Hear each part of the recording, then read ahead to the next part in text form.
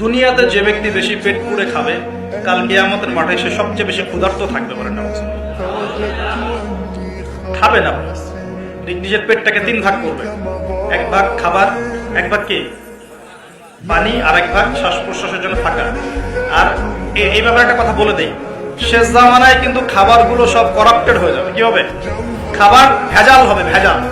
এটার দলিল সূরা কাহাফে আছে, আমি এটা ব্যাখ্যা করবো না।